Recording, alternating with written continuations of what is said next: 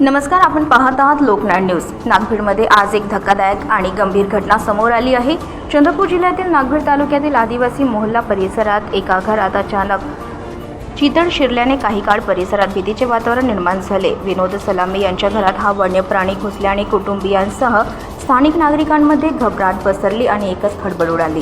घटनेची माहिती मिळताच वन विभागाचे अधिकारी तत्काळ घटनास्थळी दाखल झाले आणि परिस्थिती नियंत्रणात आणण्यासाठी तातडीने बचाव कार्य सुरू करण्यात आले। के निरगुडे, के मसराम, आर.पी. तावाडे यांच्यासह वनरक्षक CS कुथे, सुरपाम आणि बर्धे यांनी अत्यंत काळजीपूर्वक आणि समन्वयाने कारवाई करत चितळाला सुरक्षितपणे ताब्यात घेतले।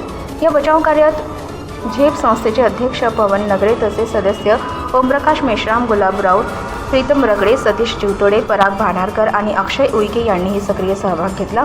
तर विश्व हिंदू परिषदेचे अभिषेक जयस्वाल आणि अमोल गिरीपुंजे यांनीही सहकार्य केले। दरम्यान जिल्हा परिषदेचे माजी सदस्य संजय गजपुरे आणि गोंडवाना विद्यापीठाचे सिनेट सदस्य किरण गजपुरे यांनी घटनास्थळी भेट देत परिस्थितीची पाहणी केली। चितळाची वैद्यकीय तपासणी नागभीड येथील पशुवैद्यकीय अधिकारी डॉक्टर तृप्ती खेरकर यांनी केली असता तो पूर्णपणे निरोगी असल्याचे स्पष्ट झाले। त्यानंतर वन विभागाने त्याला सुरक्षितपणे जंगलात सोडले। मात्र या घटनेमुळे नागभीड परिसरात वन्य प्राणी मानवी वस्तीत येण्याच्या घटना वाढत असल्याची गंभीर चिंता व्यक्त होत असून नागरिकांनी सतर्क राहण्याचे आवाहन करण्यात आले आहे। लोकनाड न्यूज उपसंपादक भोजराज नवघडे, नागभीड। पाहत रहा, सतर्क रहा, सुरक्षित रहा।